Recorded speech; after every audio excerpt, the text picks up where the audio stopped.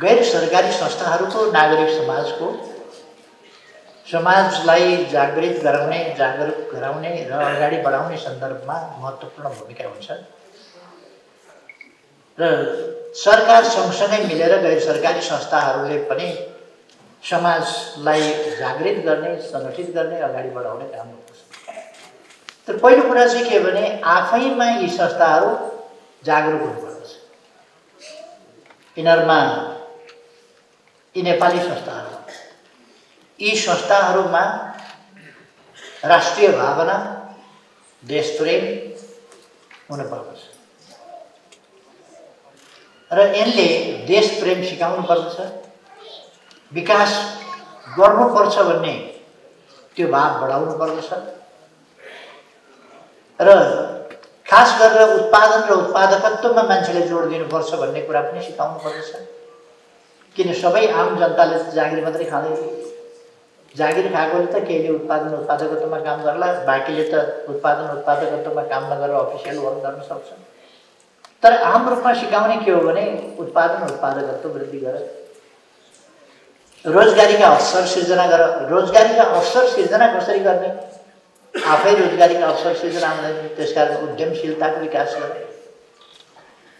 उद्यमशीलताको विकासका लागि सबै मान्छे उच्च शिक्षा मात्रै पीएचडी गरेका, डीएम गरेका, एमफिल गरेका वा मास्टर्स गरेका मान्छे विकसित देशहरूमा पनि सबै मान्छेले त्यस्तो गरे हुँदैन।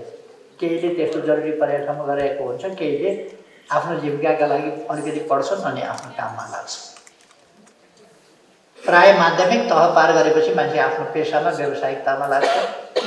अलिक ब्याचलर गरेको छ भने त्यसपछि व्यावसायिकतामा लाग्छ। आम रूपमा मास्टर्स, एमफिल वा पीएचडी अलिक थोरैले गरेका हुन्छ।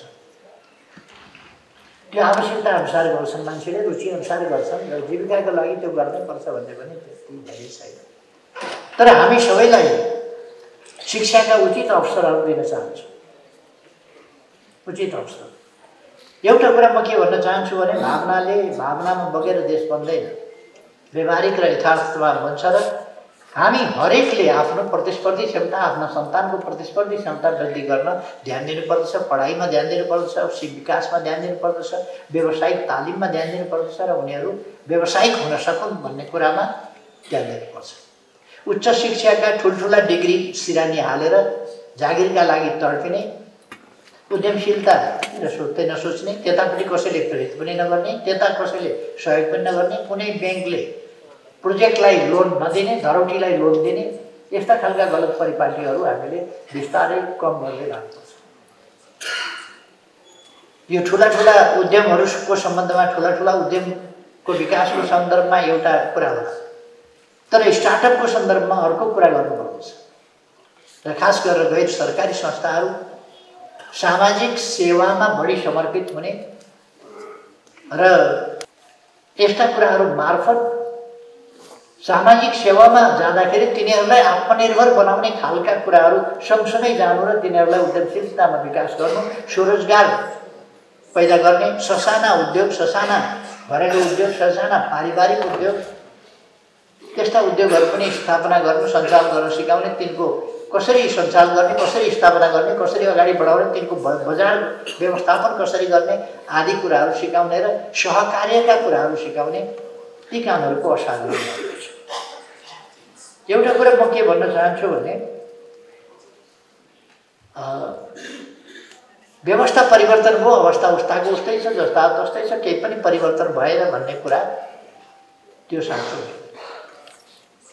र नेपालमा हामीले जेन्डरकै इस्युको कुरा गर्ने हो भने पनि विकसित देशहरूमा गएर हामी केही देशहरू छोडेर, केही स्केन्डिनेभियन देशहरू र केही अरू देशहरू छोडेर भन्ने हो भने महिला सशक्तिकरण, महिला जागरण, महिला सहभागिता नीति निर्माणमा महिलाहरूको कुरा गर्ने हो भने नेपालले विश्वमा, हामी आफै त सन्तुष्ट छैनौँ, यसलाई अझै बढी अगाडि बढाउनुपर्छ, तर विश्व स्तरमा हेर्ने हो भने हामीले गरेको प्रगति यी 30-32 वर्षहरूमा हामीले गरेको प्रगति असाधारण छ।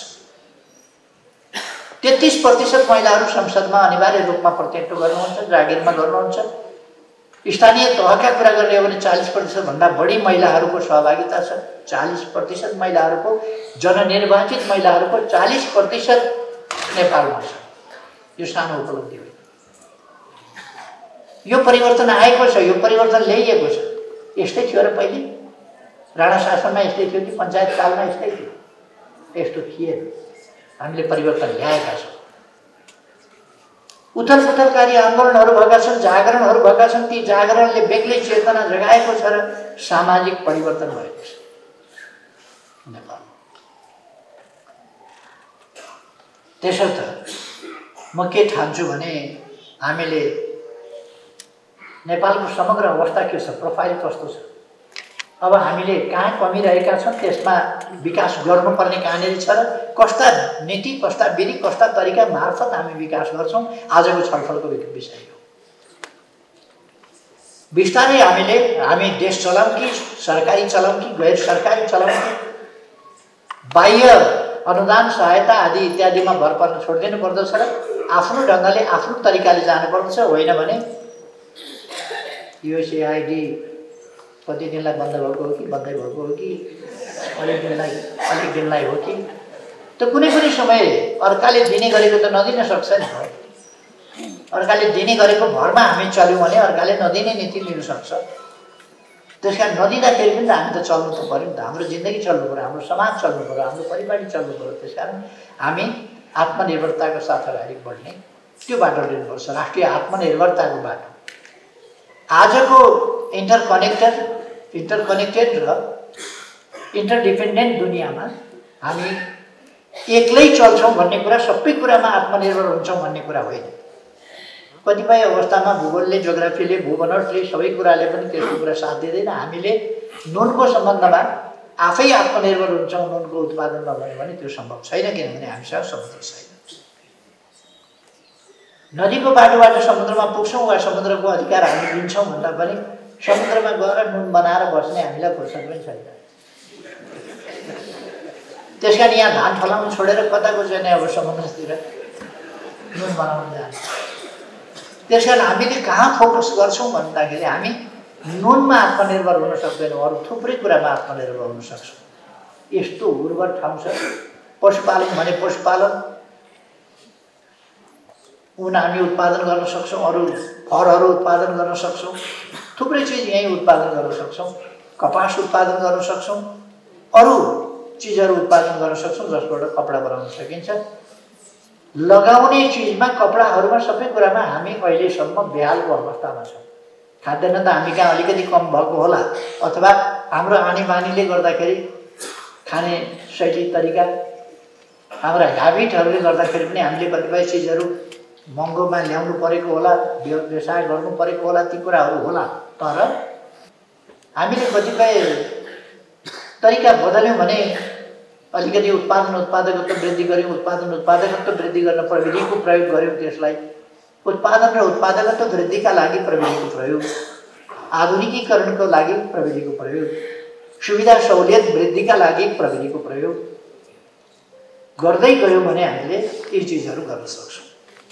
र तपाईँहरूसँग यति धेरै संस्थाहरू छ, यत्रो ठुलो नागरिक समाज छ, यति धेरै सदस्यहरू छ र खास गरी महिला दिदीबहिनीहरू विभिन्न ढङ्गले गैर सरकारी संस्थाहरूमा थुप्रै ठाउँमा आबद्ध हुनुहुन्छ। र अहिले पोलिटिक्सका विभिन्न तहमा, जो मैले अघि 41% भने, त्यो पोलिटिक्सका विभिन्न तहमा जाने महिलाहरू पनि ठ्याक्कै पोलिटिक्सबाट सुरु गरेर आएको होइन, कतिपय गैर सरकारी संस्थाहरूबाट सुरु गरेर आएका महिलाहरू छन्, जसले राम्रो पर्फर्मेन्स गर्छ। ठुलो सङ्ख्या अहिले स्थानीय तहहरूमा हेरौँ या माथि हेरौँ, ठुलो सङ्ख्या गैर सरकारी संस्थाहरूबाट आएका महिलाहरूको पनि रहेको छ, पुरुषहरूको पनि रहेको छ। महिला सशक्तिकरणमा, सामाजिक सशक्तिकरणमा तपाईँहरूको संस्थाको असाधारण योगदान रहेको छ। सशक्तिकरणमा म धन्यवाद भन्न चाहन्छु। सफलता पनि प्राप्त गर्नुपर्छ, बधाई दिन चाहन्छु। अलिकति सुझाव दिन चाहन्छु तपाईँहरूलाई। त्यो के भने, यथार्थ स्थिति के छ, कहाँनिर के गर्नुपर्छ भन्ने सफलताको चर्चा नगर्ने, असफलता मात्रै खोजेर हिँड्ने बानी गर्नु हुँदैन। सफलता हामीले के प्राप्त गऱ्यौँ, कति प्राप्त गऱ्यौँ, पूर्वाधारमा कति विकास गऱ्यौँ। अब पूर्वाधारको एक ढङ्गले भन्ने हो भने बाटाघाटा, यातायात कनेक्टिभिटीको क्षेत्रमा हामीले महत्त्वपूर्ण फड्को मारेका छौँ। अघिल्लोपल्ट म प्रधानमन्त्री हुँदा नै हामीले बाटाघाटाका क्षेत्रमा बाटा र पुलको सन्दर्भमा भन्ने हो भने असाधारण रेभोल्युसन गरेका छौँ। हुलाकी राजमार्ग सबभन्दा दक्षिणमा, त्यो सबै विकासका लागि, सहरीकरणका लागि, आधुनिकताका लागि, स्मार्ट सिटीहरूको विकास। यो स्मार्ट सिटीहरूको विकास भनेको अरू विकाससँग नजोडिएको त हुँदैन नि। त्यहाँ निर्माण कार्य भएका हुन्छन्, त्यहाँ इन्जिनियरदेखि लिएर श्रमिकहरू, सिकर्मीदेखि डकर्मीदेखि लिएर सबै प्रकारका मान्छेहरू त्यहाँ इन्भल्भ भएका हुन्छन्, रोजगारीका अवसरहरू खुलेका हुन्छन्, ती कुराहरू भएका हुन्छन्। अघि भर्खरै म एउटा प्रोग्राममा गएको थिएँ, निर्माण व्यवसायका लागि मात्रै 20 लाख रोजगारी आवश्यक छ, 20 लाख श्रमिकहरू आवश्यक छ, तर हामीले पाइरहेका छैनौँ। रोजगारी पाइएन यहाँ भनेर मान्छे विदेश गएका गरी छन्। उहाँहरू भन्नुहुन्छ 20 लाख मान्छे त निर्माण व्यवसायलाई मात्रै चाहिएको छ भन्नुहुन्छ। त्यसमा जम्मा 7 लाख, 20 लाखको 1/3 मात्रै हामीलाई उपलब्ध छ। त्यो पनि त्यसको पनि आधा जति जनसङ्ख्या हामीले बाहिरबाट ल्याउनुपर्छ, किन भित्रका मान्छेहरू त्यसमा काम गर्न इच्छुक छैन। बाहिरका मान्छे आएर काम गरिरहेका छन्, भित्रका मान्छे काम गर्न इच्छुक छैनन्। भित्रका मान्छे बाहिर गइरहेका छन्, बाहिरका मान्छे भित्र ल्याइरहेका छौँ। 20 लाख एउटा सेक्टरमा श्रमिकहरूको आवश्यकता छ। मैले के भने त्यसमा कि रोजगारी मात्रै भएर हुँदैन, उसको जीविका चल्ने गरेको रोजगारी हुनुपर्दछ। त्यसकारण स्यालेरी बेसी दिन लाग्दैन, अथवा उनीहरूको जीविका चलेन भने रोजगारी मात्रै भएर पनि मान्छेलाई हुँदैन। यस्ता व्यवहारिक कुरामा हामीले ध्यान दिनुपर्छ। त्यसको समग्र सर्कलसँग सरकार छ, त्यसको समग्र सर्कलसँग महत्त्व छ। यसर्थ म साथीहरूलाई भन्न चाहन्छु, हामी हाम्रा उपलब्धिहरू हामीले देखेका छौँ, उपलब्धिहरू गरेका छौँ। हामी हात बाँधेर बसेका छैनौँ। हामीले हरेक दिन एक कदम अगाडि, हरेक दिन एक पाइला अगाडि भन्ने नारा दिएर अगाडि बढेका छौँ, हरेक दिन। अब कसरी हामीले उद्यमशीलताको विकास गर्ने, अहिले विशाल एउटा उद्यमी व्यवसायी समेतको सरकारको संयुक्त सम्मेलन हामीले त्यहाँ उद्घाटन गरेर म आएको अहिले भर्खर। त्यसमा 10वटा सङ्घ संस्थाहरूसँग भोकेसनल ट्रेनिङ आदिका सम्झौताहरू पनि भएका छन्, रोजगारीका अपर्च्युनिटीहरूका लागि, जहाँ रोजगारीका अवसरहरू छन्। तर रोजगारीका अवसर सिर्जना गर्न फेरि पनि उद्यमशीलताको विकास नगरिकन, आफैले उद्यमशीलता नगरिकन केही पनि हुँदैन।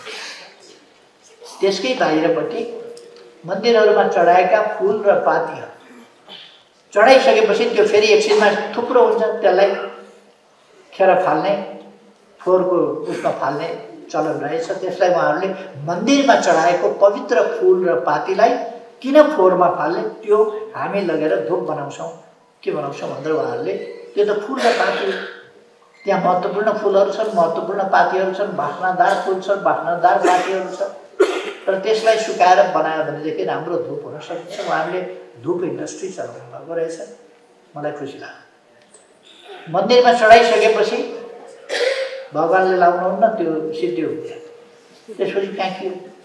त्यो फ्याँकिएको चिजबाट उहाँहरूले उद्योग चलाइराख्नु भएको छ, व्यापार बढाइराख्नु भएको छ भने यो हो उद्यमशीलता। सानो मात्रा, बिना ठुलो खर्च, सानो खर्चमा उद्यमशील मानसिकता तरिका। त्यसकारण यस उद्यमशील मानसिकताका साथ हामी अगाडि जानुपर्छ। हामीले के उपलब्धि प्राप्त गर्यौँ, निराश मात्रै हुने होइन, हामीले निराशाको मात्रै पाटो हेर्ने होइन, आशाको पाटो, उपलब्धिको पाटो, असफलताको पाटो मात्रै होइन। हामीले भने जति सबै सफलता प्राप्त गर्न सकेका छैनौँ, असफलताको मात्रै पाटो होइन। हामी सफलता केमा भयो, कहाँ सफल भयो, कति कुरामा सफल भयो र अब के सफल हुन बाँकी छ, त्यो सफलता हामी कसरी प्राप्त गर्छौँ यसमा जान्छौँ। अहिले सरकारको ध्यान त्यसमा छ। हामीले सफलता प्राप्त गरेका छौँ, सन्तुष्ट छौँ, किनभने समृद्धि हासिल भएको छैन। हाम्रो गन्तव्य समृद्ध नेपाल, सुखी नेपाली, जो सिङ्गो नेपालको एउटा आकाङ्क्षा हो। त्यो आकाङ्क्षा प्राप्त गर्ने सबै देशको सबै भागमा बस्ने नेपाली जनता, सबै कुनै पनि पेसा व्यवसाय अपनाएको नेपाली जनता, अपनाउन चाहने नेपाली जनता, उसलाई रोजगारीका अवसरहरू पनि दिने र पुग्ने गरीको आम्दानीको सुनिश्चितता गर्ने, त्यस बाटोमा जाने। अहिलेको सरकारले ती कुराहरूमा ध्यान दिइरहेको छ। कृषिको आधुनिकीकरण गर्ने, उद्योगहरू स्थापना गर्ने, साना मझौला उद्योगहरू पनि स्थापना गर्ने, सहकारीको माध्यमबाट केही गैर सहकारी व्यक्तिहरू ठगहरू पसेर सहकारीलाई बदनाम गर्ने, त्यस्ताहरूलाई सहकारीमा प्रवेश नै नदिने र वास्तवमा सहकारीहरू अत्यावश्यक छ। अब हिजोको जस्तो उत्पादन सम्बन्ध छैन हाम्रो देशमा। एउटा परिवार उत्पादनको युनिट हुन्थ्यो हिजो कृषि उत्पादनमा, कृषि उपजमा, अथवा सानो पसल आफ्नै खोल्थ्यो। अब त्यस प्रकारको जमाना अलिक हट्यो। डिपार्टमेन्टल स्टोर छ। त्यो साना कपडा पसलका ठाउँमा डिपार्टमेन्टल स्टोरमा गयो भने धेरै छानेर लिन पाउने भएको हुनाले मान्छे त्यता आकर्षित हुन्छ। ठुलो कारोबारमा मुनाफा कम राख्दा पनि उसलाई धेरै मुनाफा बस्छ। त्यसो भएर त्यस्ताहरूले बिस्तारै हरेक चिजको ठुल्ठुला जुत्ता पसल हुने, धेरै प्रकारका जुत्ता त्यहाँ पाइने, ठुलो कारोबार भएको हुनाले अलिक सस्तो पनि पाइने, त्यो खालको हुनसक्छ। त्यसो भएर हिजोको जस्तो परिवार नै एउटा युनिट, तल्लो तलामा दुईटा कौल निकालेर एउटा भाडामा लाउँछु, एउटा आफै गर्छु, सटर राख्ने हुन्छ नि। सटर राखेर अब त्यसरी काम चल्नेवाला छैन। धेरै सटर बन्द भए भन्छ नि। सटर बन्द हुनु स्वाभाविक हो। अरू फरक ढङ्गले जानुपर्दछ। हामी फरक ढङ्गले विकल्प खोज्नुपर्छ र कलेक्टिभ वेमा अथवा कोअपरेटिभ ढङ्गले सहकारी वा सहकार्य मार्फत हामी अगाडि जाने, परिपाटीतर्फ अगाडि जानुपर्दछ। यसका निम्ति तपाईँहरूको यो संस्था अत्यन्तै उपयोगी हुन सक्दछ। तर तपाईँहरूले सचेत प्रयास, सङ्गठित ढङ्गले आफ्नो संस्थालाई ठिक ढङ्गले परिचालन गरेर देशभरि सञ्चालन गर्दा ठुलो उपलब्धि तपाईँहरूले हासिल गर्न सक्नुहुन्छ। तपाईँहरूका लागि मात्रै होइन, संस्थाका लागि मात्रै होइन, देशका लागि ठुलो उपलब्धि हुन्छ। तपाईँहरूलाई धेरै धेरै सफलता मिलोस्। तपाईँहरूले ठुलो योगदान गर्नुभएको छ। कति मान्छेले बेठी काम गरेर, कतिपय मान्छेहरूले वैदेशिक सहायता आदि इत्यादिका नाममा अथवा बाहिरबाट पैसा ल्याउने, अनि गोष्ठीवाला चाहिँ एनजिओ चलाउने, गोष्ठी सङ्गोष्ठी 5 तारे होटलमा डम्म करोडका बिल निकालिदिने, अनि गरिब जनताका नाममा सचेतनता, महिला जागरणका नाममा पैसा आउने, महिला जागरण सम्बन्धी एउटा गोष्ठी गर्ने, 35-40 लाखको खर्च गर्ने, 1 करोड 35-40 लाखको बिल बनाउने, अनि राम्रै जागरण महिलाहरूको गराइदिने। यस खालकाहरूले बदनाम गराएका छन्। यस्ताहरूको चङ्गुलबाट तपाईँहरू फुत्किनु होला। यस्ताहरूको चङ्गुलबाट फुत्किएर वास्तवमा महिलालाई जागरुक गराउने, पछाडि परेको समुदायलाई, गरिबलाई माथि उठाउने। यहाँ बढी तपाईँहरूको यो के अरे असमानताको रिपोर्ट जुन छ त्यसमा बढी कुराहरू जाति भाषा आदिमा गएको छ। तर जाति भाषाको मात्रै होइन, जो गरिब छ त्यसमा जानु पऱ्यो नि, जो पछाडि परेको छ त्यसमा जानु पऱ्यो। कुन चाहिँ जातिको मान्छे गरिब हुनुहुन्छ? कुनै पनि जातिको गरिब हुनुहुँदैन। 92% होस् कि ठुलो प्रतिशत। अनि सम्पूर्ण समानता। अमेरिकामा कति प्रतिशत महिलाहरू पार्लियामेन्टमा हुनुहुन्छ? अमेरिकामा कति प्रतिशत महिलाहरू जनप्रतिनिधि हुनुहुन्छ? कति प्रतिशत हुनुहुन्छ? कति प्रतिशत सरकारी जबमा हुनुहुन्छ? कति प्रतिशत अरू ठाउँमा हुनुहुन्छ? बेलायतमा कति प्रतिशत हुनुहुन्छ? रुसमा कति प्रतिशत हुनुहुन्छ? चीनमा कति प्रतिशत हुनुहुन्छ? भारतमा कति प्रतिशत हुनुहुन्छ? हामी ढुक्कका साथ भन्न सक्छौँ 33 त हामी छौँ। विकसित देशहरूले कमसेकम त्यो खालि यतातिर चाहिँ कहाँ कहाँ असफलता छ भनेर खोज्न सिकाउने होइन कि आफ्नो ठाउँमा भएका असफलताहरूलाई हटाउनुहोस् न, पहिले कमी कमजोरीहरू हटाउनुहोस् न। कमसेकम 33% त होइन, हामी 40% समग्रतामा भन्ने हो भने हामी 40% जनता यसमा छौँ, 40% महिला प्रतिनिधित्वमा छौँ अहिले। यो सानो उपलब्धि होइन। अब त हामीसँग 40% छ, अब त 9% बढायौँ भनेदेखि त त्यो बराबरीको स्थितिमा पुग्न सक्छ। भर्खर हाम्रा छोरीहरू अहिले विद्यालयमा इनरोलमेन्टको सङ्ख्या छोराहरूको भन्दा छोरीहरूको बढी होला। नतिजा ल्याउनेमा फर्स्ट हुने छोरी हुन्छ, सेकेन्ड हुने छोरी हुन्छ, थर्ड हुने छोरी हुन्छ, फोर्थ हुने मात्रै छोरा हुने। यस्तो धेरै ठाउँमा देखिन्छ, धेरै ठाउँमा। म त पुरस्कार वितरण यस्तोमा गइरहन्छु नि, त्यस्तोमा त्यो देखिएको छ। महिलाहरू जाग्दैछन्, सशक्त छन्, प्रतिभाशाली छन् हाम्रा छोरीहरू, तर भर्खर त स्कुल जान पाएका छन्। अस्तिसम्म 42% साक्षरता थियो भने अहिले 87 माथि पुर्याएका छन्। 42 त थियो हामीले लिँदा, त्यो 42बाट अहिले 87 माथि पुर्याएका छन्। हिजो खाने पानीको स्थिति 3 घण्टाको बाटोबाट ढाड भाँचिने गरी पानी ल्याउनु पर्थ्यो, अहिले हामीले कमसेकम 92% भन्दा माथि ठाउँहरूमा खाने पानी पुर्याएका छौँ। यो सानो उपलब्धि हो र? यो उपलब्धि देख्नु पर्दैन? त्यसो भएर पहिले बिजुली के थियो? एउटा बिजुली पाउनका लागि कस्तो मारामार हाहाकार, त्यो गाउँमा बिजुली पुर्याइ पाउँ भनेर एउटा मात्रै बल्ब बाल्न पाए हुन्थ्यो भन्ने। एउटा साथीको डेरामा म एकपल्ट पुगेको थिएँ। बेलुका त 9 बजी बत्ती निभाउनु पर्ने, कति गरेर पढ्छ त्यो विद्यार्थी? 15 वाटभन्दा बढीको बत्ती बाल्न नपाइने के पर्छ? आँखा त यसै कमजोर हुने। अनि त्यस्तो खालको रेस्ट्रिक्सन थियो। अहिले त्यस स्थितिबाट एक ढङ्गले भन्यो भने कति बाल्नुहुन्छ बिजुली, त्यति पाउने स्थितितर्फ पुर्याउन थालेका छौँ त हामीले। 98% जनताले विद्युत पाएका छन्, बिजुली वा वैकल्पिक बिजुली भन्ने गर्छौँ नि हामी, सोलर ऊर्जा लगायतका चिजहरू त्यस स्थितिमा पुर्याएका छौँ। नेपाल जस्तो दुर्गम डाँडा काँडाले भरिएको देशमा यो स्थिति ल्याएका छौँ हामीले। त्यस कारण हामीले केही गरेका छैनौँ, केही परिवर्तन भएको छैन भन्ने होइन। वी हेभ एचिभ्ड अ लट, गरेका छौँ हामी। फेरि पनि सन्तोष हुने हो र? हामी कहाँ पनि निरपेक्ष गरिबीका रेखा पनि जनता छ, तर हामी कहाँ मात्रै छ कि अन्त पनि छ? अमेरिकामा निरपेक्ष गरिबीको रेखा पनि जनता छ कि छैन? हाम्रोभन्दा अलिक कम प्रतिशत। भारतमा निरपेक्ष गरिबीको रेखा पनि छ कि छैन? हाम्रो जति नै प्रतिशत छ।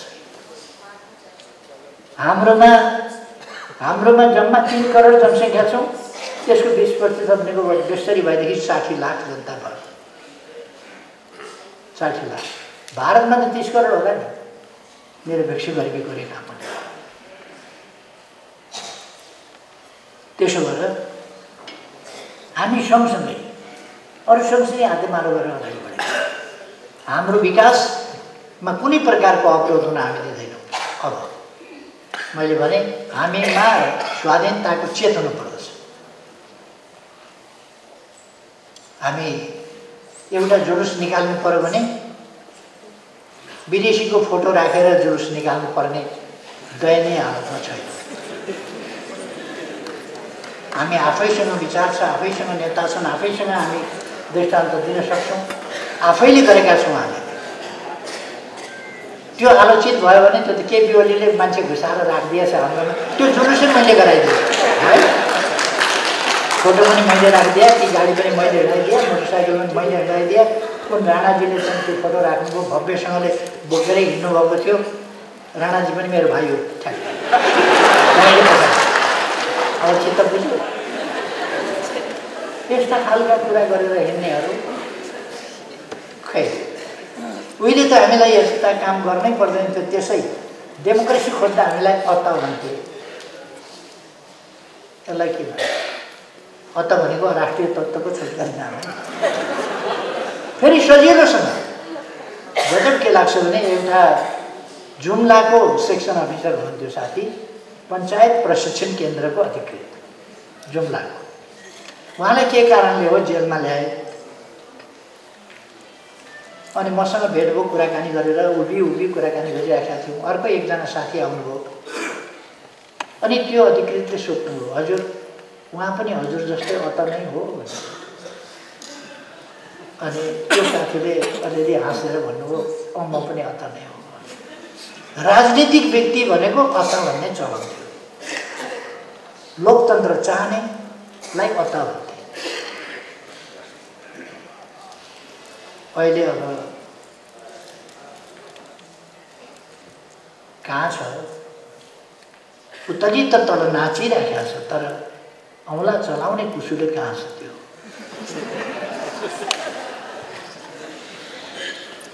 अलिकति कहाँबाट टुप्पो देखियो औँलाको हिजो, खै त्यतापट्टि नजाउँ। हामी आफ्नै काममा आफ्नै कुरामा जाउँ। यो फाल्तु कुराहरूमा असंवैधानिक, अलोकतान्त्रिक, प्रजातन्त्र विरोधी, पद्धति विरोधी, प्रणाली विरोधी, नियम सङ्गत होइन, बलजफ्तीवाला। यो त बलजफ्तीवाला त द्रव्यशाहले वा सोझा घलेहरूलाई काटेर पुग्ने बेलामा तरबार लिएर आफ्ना मान्छे राखेर छ्यामछ्याम काटेर कुदेर गएर म कुर्सीमा बसेर म राजा भएँ, म कुदेर आएँ भनेर छलछाम गरेर प्राप्त गरेको गन्ती। त्यहाँदेखि छलछाम, दरबार हत्याकाण्ड, अस्तिसम्म हामीले सम्झिएका छौँ। यो विभत्सतामा आएका संस्थाहरू र तिनका समर्थन गरेको क्रियाकलाप यस्तै हुन्छ। यसमा धेरै नजाउँ छुट्टी। हामीलाई देश बनाउनु छ, हामी देश बनाउने आफ्नो अभियानमा छौँ। उहाँहरूलाई सुन्दा चित्त दुख्छ होला, भन्न दे छोरी, भन्नु दे, जस्तो देख्छन् त्यस्तै भन्छन् भन्ने भइहाल्छ।